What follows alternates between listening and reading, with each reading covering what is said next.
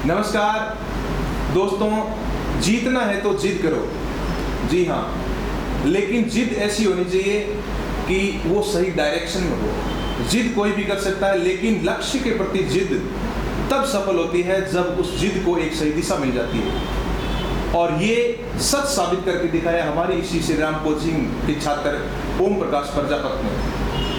नागौर जिले के लाडनू तहसील के रहने वाले ओम प्रकाश प्रजापत ने एसएससी सीजीएल 2013 में सर्वोच्च रैंक प्राप्त की है।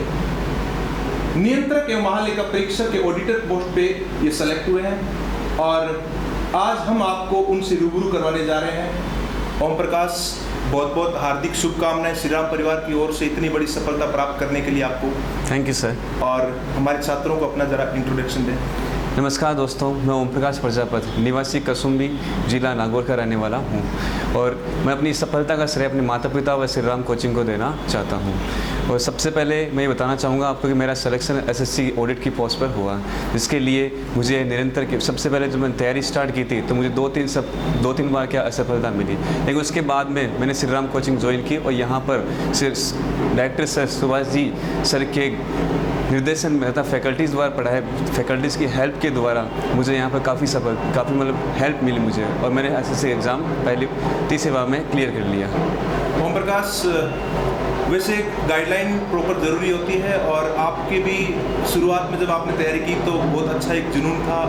और किस प्रकार से कोचिंग से आपको फ़ायदा मिला? श्री राम कोचिंग ने आपको क्या क्या वो चीज़ें दी जिसके कारण आपने आज ये मुकाम हासिल किया है, ज़रा हमारे छात्रों को बताएं। शुरुआत में जब मैंने तैयारी की थी, खुद से तैयारी की थी, तब मेरे पास एक बेस नहीं था, एक अलग ही तरीके से तैयारी कर रहा था, जो कुछ मिला वो पढ़ लिया।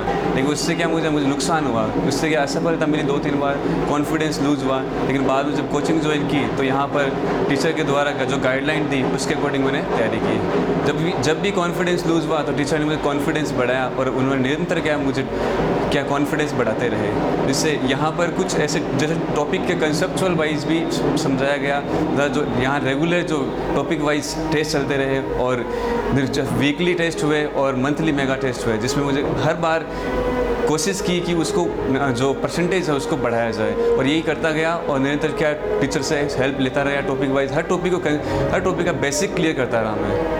और इससे क्या है कि जो एग्ज़ाम था एसएससी 2013 उसमें पहले जो प्री हुआ था उसके अंदर मेरे अच्छे मार्क्स आए थे और जब दोबारा तैयारी की मैन की तो वापस मैं उन्हीं टीचरों से हेल्प ली मैंने और उन्हें अच्छे से पढ़ाया और कहा कि और ही ज़्यादा नंबर लाने की कोशिश करो। तो मैंने अब जो सब्जेक्ट थे मेरे मैथ और इंग्लिश, उसमें मैंने ज़्यादा फोकस किया और मेरे मार्क्स बहुत अच्छे आए थे इसके अंदर। बिल्कुल। और दूसरा दोस्तों, जब तैयारी के दौरान हर कोई ऑलराउंडर नहीं होता है, लेकिन कुछ चीज़ें होती है वो हमारी बहुत स्ट्रॉन्ग होती है। उन चीज़ों को अगर हम और ज़्यादा स्ट्रॉन्ग बना लें, थोड़ा सा कम टाइम भी देना पड़ता है उसमें, और जो वीक पोर्शन है उसको हम थोड़ा एक्स्ट्रा टाइम देकर और बेहतर उनको भी बना सकते हैं, आगे ला सकते हैं। तो ओम प्रकाश से हम ये जानना चाहेंगे कि उनके कौन से वो कमज़ोर सब्जेक्ट थे जिनके कारण ये भी कई बार मायूस हुए और किस प्रकार से उन कमज़ोर सब्जेक्ट के बीच में उन्होंने मैनेज किया, एक संतुलन स्थापित किया। ओम प्रकाश, ये बताएं कि आपके कौन कौन से सब्जेक्ट कमज़ोर रहे और उनको आपने किस प्रकार से आगे लाने के लिए प्रयास किया? मैं ज़्यादा 2 सब्जेक्ट में कमज़ोर था, एक तो इंग्लिश और दूसरा जीके। इंग्लिश का वेटेज एसएससी के अंदर ज़्यादा है तो उसका हमेशा मुझे डर रहता था कि इंग्लिश मेरी अच्छी नहीं होगी तो क्या होगा, सिलेक्शन होगा ही नहीं। लेकिन सर ने जो जैसे मुझे बताया इंग्लिश वाले सर ने कि भाई अपना जो कंसेप्ट जो आपका बेसिक है, जैसे कि स्कूल स्तर की जो किताबें हैं उनको ढंग से पढ़ते जाओ ताकि एक बेस बन जाए, वो यही करता गया मैं।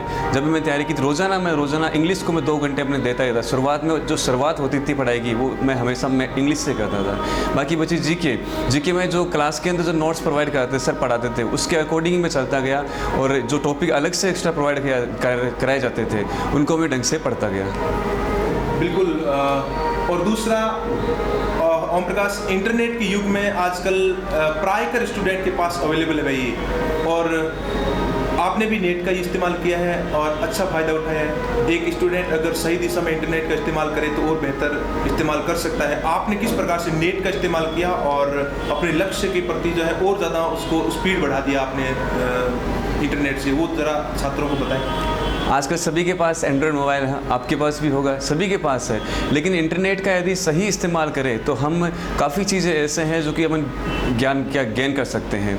जैसे कि इंटरनेट पर सब कुछ अवेलेबल है। जैसे अब श्री राम कोचिंग की जो वेबसाइट है www.edu.com है, इस पर सभी टॉपिक के सभी सब्जेक्ट, जैसे मैथ है तो मैथ के जिस टॉपिक में आप वीक हो तो उस मैथ के टॉपिक के आप क्या एक नोट्स देख सकते हो वहाँ पर। और जब कहाँ पर जब यदि मान लो आप बस में हो या रास्ते में हो, आपका मन किया इस टॉपिक को ढंग से पढ़ने का, तो वो वहाँ से देख सकते हैं हम। तो इस तरीके से यदि हम नेट का इस्तेमाल करें तो बहुत ही क्या बेनिफिशियल होगा। यदि अलग डायरेक्शन में जाएंगे तो हमारा माइंड डाइवर्ट ही होगा। तो इससे अच्छा है कि नेट का ज़्यादा से ज़्यादा इस्तेमाल करें, जिससे जो आपका कैरियर है उसके लिए।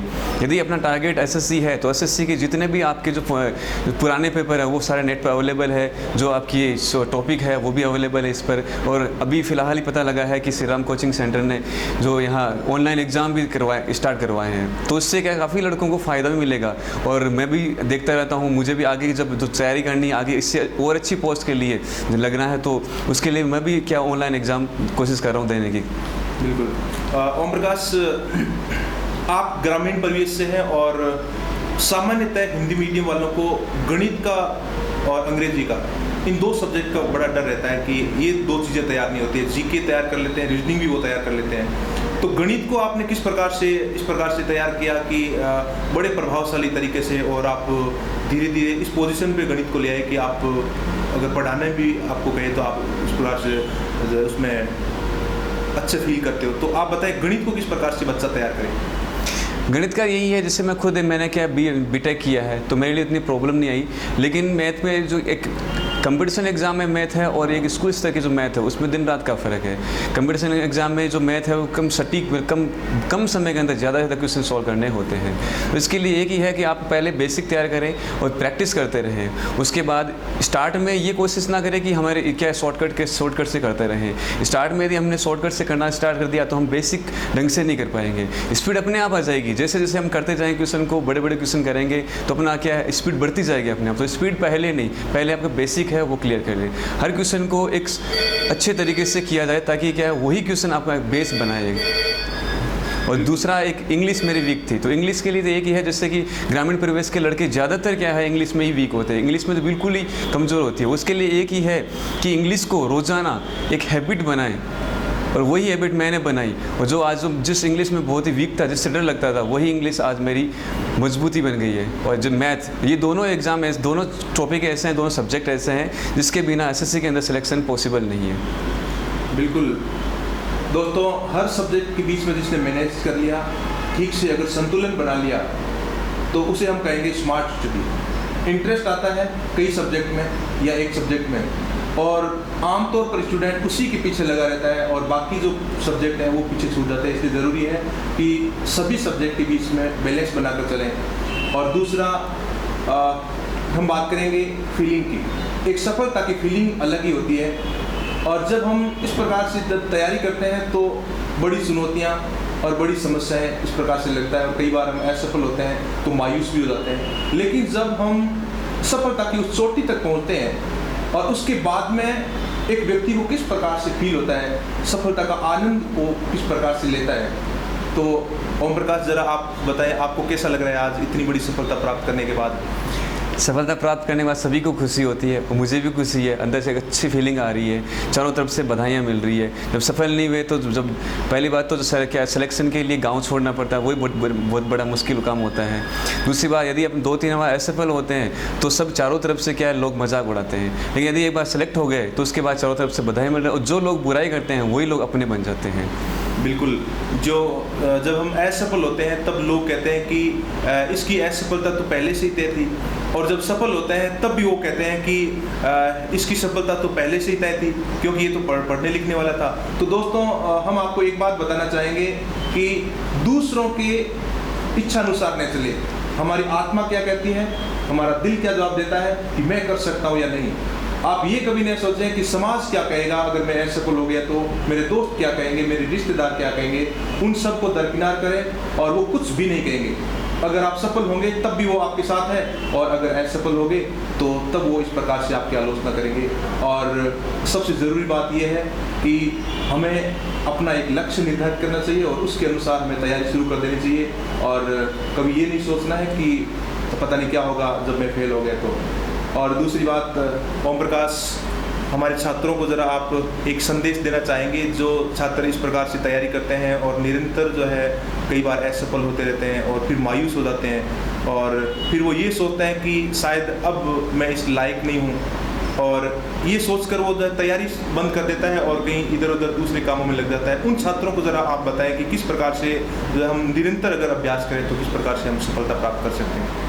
दोस्तों, मैं आपको एक ही बात बताना चाहूँगा, जब शुरुआत में हम असफल होते हैं तो हम कॉन्फिडेंस लूज़ हो जाता है और हम ये सोचते हैं यार हम नहीं कर पाएंगे। दूसरी बार हम वैकेंसी देखते हैं, यार वैकेंसी कम है तो हमारा सिलेक्शन होगा या नहीं होगा। वैकेंसी अपने लिए एक ही काफ़ी है, अपना टारगेट है, बस उसी पर ध्यान दें आप। और हमेशा याद रखें कि कभी भी अपने आप को कम न आंकें। हमेशा एक जो अपनी स्टडी है, अपने से जो जितना ज़्यादा लेवल है उससे भी थोड़ी कोशिश करें, और कोशिश करें हर दिन अपना एक नया हो, और उस नए दिन में हमें ज़्यादा से ज़्यादा पढ़ना होगा। और यही आज कंपटीशन के दौर में इंडिया के अंदर सब ज़्यादातर जो झुकाव है गवर्नमेंट जॉब की तरफ है। वैकेंसी होती है कम, एग्ज़ाम देने वाले होते हैं ज़्यादा। तो उस कंडीशन में अपने आप को ऊपर रखने के लिए एक ही बात कहूँगा, रोज़ाना आप निरंतर पढ़ाई करें, कम से कम 5 घंटे या 6 घंटे पढ़ने की कोशिश करें। ज़्यादा से ज़्यादा पढ़ें, कंसेप्ट को क्लियर करें, जितना हो सके सबसे डिस्कस करें टॉपिक का। जो टॉपिक आप क्लियर है, चाहे किसी भी तरीके से और किसी भी प्रकार से किसी से भी पढ़ो, तो आप उससे ढंग से पढ़ें आप। और यही कहना चाहूँगा कि आपके लिए एक ही पोस्ट है। आप हमेशा ये सोचें कि मेरे लिए जो एक पोस्ट है तो वो मेरे लिए ही है वो, और इसी हिसाब से आप तैयारी करते रहे, एक दिन आपको भी सफलता मिलेगी। बिल्कुल, कभी हमें ये नहीं सोचना चाहिए कि वैकेंसी कम है या भीड़ ज़्यादा है। अगर ये सोच लिया तो पहले से ही हमारी असफलता निश्चित है। इसलिए हमें तो एक पोस्ट के लिए ध्यान रखना है और हमें उसके हिसाब से तैयारी करनी है। तो बहुत अच्छी आपने बातें बताई ओम प्रकाश। और दूसरा, हम एक बात और जानना चाहेंगे कि आप यहाँ तक पहुँचे, इतना आपने मेहनत किया, और हर स्टूडेंट, हर व्यक्ति जब एक लक्ष्य प्राप्त हो जाता है तो अगला लक्ष्य वो तुरंत तय कर लेता है, क्योंकि उसको एक अजीब सा कॉन्फिडेंस आ जाता है कि अब मैं ये कर सकता हूँ। तो आपने भी वो लक्ष्य निर्धारित किया होगा कि आप आगे क्या बनना चाहते हैं और आगे कहाँ तक आप जाना चाहते हैं। जी हाँ, जैसे कि एसएससी की तैयारी की है तो मुझे काफ़ी चीज़ें बेस पता लग गया मुझे। तो आगे मेरा जो टारगेट होगा, और हमेशा से मैं ये सोचता रहा कि पहले कुछ छोटी एक पोस्ट मिल जाए, छोटी एक जॉब मिल जाए, और उसके बाद मैं सिविल सर्विसेज की तैयारी करूँगा। अब सिविल सर्विसेज के जो सब्जेक्ट होते हैं, जो बेस होता है वो मिल चुका है। मैं अब थोड़ा जो टॉपिक है, अब जो सब्जेक्ट है उनको गहनता से पढ़कर तो आगे तैयारी करता रहूँगा। बिल्कुल दोस्तों, ओम प्रकाश ने बताया कि आगे ये मिलने के बाद ये आईएएस बनना चाहते हैं, और आईएएस में इनका बेसिक बहुत अच्छा हो गया, क्योंकि सबसे ज़रूरी चीज़ होती है बेसिक अच्छा होना। और गणित, रीजनिंग और जीके और इंग्लिश, इन सारी चीज़ों का बेसिक हो गया। अब उसके ऊपर बिल्डिंग बनाना है, और बिल्डिंग बनाना आसान है, और ये हम सब कर सकते हैं। और ओम प्रकाश और छात्रों को अगर आप अपनी तरफ से कुछ और संदेश देना चाहें तो आप ज़रा दें, कोचिंग की तरफ से किस प्रकार से आप और फ़ायदा उठा सकते हैं, ऑनलाइन टेस्ट के माध्यम से, यहाँ किस प्रकार की गाइडलाइन आपने जिस प्रकार से प्राप्त की, और आम स्टूडेंट, गांव में रहने वाले स्टूडेंट भी यहाँ आ सकते हैं या घर में बैठे वो तैयारी कर सकते हैं। ज़रा एक मोटिवेशनल रूप में छात्रों को संदेश दें। दोस्तों, एक ही बात कहूँगा कि यदि आप कोचिंग में पढ़ते हो तो जो टीचर पढ़ाते हैं आपको उसके अकॉर्डिंग चलते रहे आप। ऐसा नहीं कि किसी और ने कुछ बता दिया, किसी ने कोई बुक बता दी। आप जो टीचर बताएगा आपको एक बेस्ट चीज़ ही बताएगा आपको, तो उसके अकॉर्डिंग ही आप पढ़ते रहे हमेशा। और जैसा कि है, जैसे इंटरनेट का है, जैसे आप मोबाइल है आपके पास, सबके पास एंड्रॉयड मोबाइल है, तो कोचिंग, अपनी कोचिंग श्री राम कोचिंग है, उस साइट पर सब कुछ अवेलेबल है। हर सब्जेक्ट का डिटेल, सब्जेक्ट जो सब टॉपिक है आपका, डिटेल स्टडी मटेरियल मिल जाएगा आपको। जो टॉपिक आपका वीक है, शॉर्ट, जैसे मैथ है तो मैथ में शॉर्टकट के साथ सभी क्वेश्चनों का आंसर सोल्व किया हुआ है। यदि आपके पास पेपर नहीं है, वो आप क्या गाड़ी बस के अंदर हो तो पेपर भी सोल्व कर सकते हो आप। तो कोशिश करें ज़्यादा से ज़्यादा अपने टाइम को यूटिलाइज करें। दूसरा, एक सबसे बड़ी कमी अपनी ये होती है कि हम हर काम को आगे के लिए टाल देते हैं। ये ना करें, हमेशा ये कोशिश करें कि आज ही करना, जो टारगेट बनाया, जितना सिलेबस आपने सोचा है कि आज ही करना, वो आज ही करें। हमेशा कभी भी काम को आगे ना टालें, और कोशिश करें ज़्यादा से ज़्यादा जो चीज़ें ऐसी है जो कि हम यूज़ कर सकते हैं, जैसे कि आपका इंटरनेट, टेक्नोलॉजी का इस्तेमाल ही करना है, तो इस तरीके से करें कि आपका सिलेक्शन होने में फ़ायदेमंद रहे। बिल्कुल, टेक्नोलॉजी का इस्तेमाल करके हम बहुत आगे तक जा सकते हैं। और दूसरी बेसिक पहले होना ज़रूरी है, टेक्नोलॉजी बाद में बहुत काम आ सकती है। और दोस्तों कभी मायूस नहीं होना चाहिए, क्योंकि एक स्टूडेंट सफल होता है और एक स्टूडेंट असफल होता है, तो उसके बीच में ज़्यादा अंतर नहीं रहता है। आपने घोड़ों की रेस देखी होगी, जीतने वाले घोड़े और हारने वाले घोड़े के बीच में कितना अंतर रहता है। जीतने वाले घोड़े को 10 गुना अधिक पुरस्कार मिलता है हारने वाले घोड़े से। क्या वो जीतने वाला घोड़ा 10 गुना उससे तेज दौड़ता है? बिल्कुल नहीं।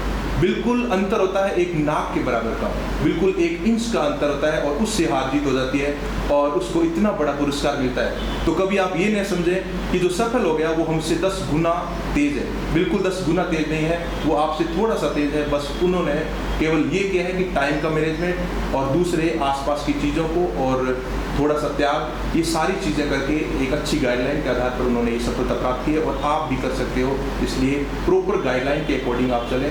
और दूसरा, ओम प्रकाश, आज आपने अपना कीमती समय दिया और इसके लिए श्री राम परिवार की ओर से आपको बहुत बहुत हार्दिक शुभकामनाएं, और हम चाहते हैं कि आप जीवन में और उन्नति करें, आगे बढ़ें। Thank you. Thank you sir.